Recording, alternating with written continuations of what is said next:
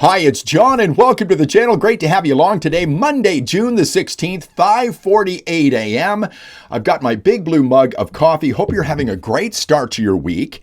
And just before I get into my video today, I wanted to show you I've changed the picture on the wall. You may not have been here yesterday. I have a big blow up of this album cover that was on the wall over there. Some people questioned whether I was a nice person for having King Crimson's album cover up there. That's Billy Joel's River of Dreams. I would like to wish best wishes to Billy, who's my favorite artist, who is not in good health right now, but you can't be offended by that. There's even people under a tree on that making love. I think it's Adam and Eve. Okay, so I hope you like that. Let me know what you think in the comments. So today I wanted to welcome President Trump to Alberta. Mr. President, it's so good to have you here.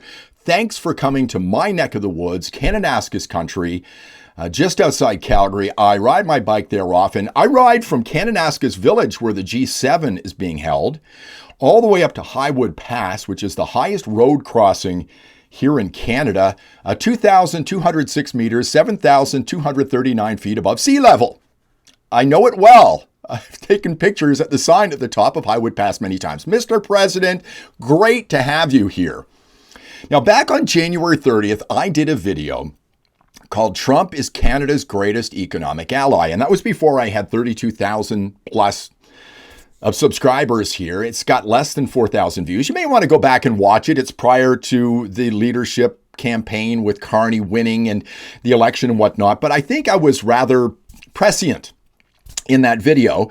And I think a lot of people didn't click on the video because it had this picture on the front. But I said this in that video, and I stand by it. Premiers out east are now calling for previously banned pipelines to be approved immediately. Aboriginal groups who oppose pipelines out in the west now saying that they've changed their mind. They're afraid because of Trump tariffs. The threat of Trump tariffs now has many Canadian leaders realizing they've been rather short-sighted by not taking an all-of-the-above attitude when it comes to talking about energy here in this country. Perhaps banning pipelines and passing laws to keep oil from getting to Tidewater wasn't the smartest plan after all. Canada now realizes it is vulnerable to its biggest trading partner, and that's because of Donald Trump. I stand by what I said 4 months ago. Donald Trump revealed a lot about this country, and he's doing it again in another way, which I'll get to in just a moment. You know, he's like an ultraviolet light that reveals things that are hidden beneath the surface. You know, the dirty things. And now, there are those of you who are saying I'm being an a-hole, but Trump is hurting people, John, with the tariffs. Yeah, I understand that. I'm not unsympathetic to people losing their jobs or it having an effect on the economy. I understand that. I'm also not forgetting the joke that drove millions of Canadians crazy enough to vote for the Liberals who abused them for 10 years. But Trump lit a fire under Canada when he was elected in November, started talking about tariffs, and when he threw out that joke about the 51st state to Justin Trudeau at Mar-a-Lago. You see, the Liberals all of a sudden realized that maybe carbon taxes weren't a good idea, and they got rid of the consumer carbon tax at least. Pipelines were being discussed as essential to Canada's national interest. Interprovincial trade barriers, bad. They've got to be removed.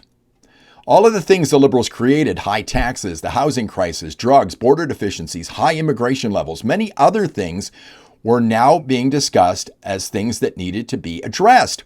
Donald Trump shed a light on all of these problems, along with another guy who should have been elected on April the 28th. Team Canada promised a new way. Trump was vilified, mocked, insulted. Instead of talking to him, we huffed and puffed. Some politicians took advantage of that and got reelected. Others installed as leader of a party and voted in by the elbows up crowd. These things Donald Trump did. Only one leader chose diplomacy. She's being vilified to this day for doing the right thing. That would be Danielle Smith, who did the right thing when she welcomed Donald Trump to Alberta when he stepped off Air Force One. Well done, Madam Premier. But now Trump has done something else. He shed that light on those same people who a few short months ago were claiming they were different, that they had seen the light. You see, they haven't changed at all. Suddenly, The national interest isn't quite so important. Consensus is needed before anything can get done. Team Canada members are now balking at pipelines. The national interest now falls to the same ideology that got us into this situation in the first place. Trump also stoked a fire here in Alberta. Now, I was an independent-minded Albertan before Carney got elected back in late April, but plenty of Albertans now realize they want to be free from Canada, from the Liberals, and from the people who voted for them for the fourth straight time. If that's what you want, Eastern Canada, all the more power to you. We can still be friends, but Trump made us realize you let your heart get ahead of your head. Trump may be unpredictable, but he made many of us sure Canada hasn't changed at all. So welcome, President Trump, to Alberta. It's great to have you here. Thank you very much for watching. I do appreciate it. If you like the video, please give it a thumbs up. It helps out in a big way. If you haven't subscribed, please subscribe as well. Ring the bell for notifications, and I will see you in the next one.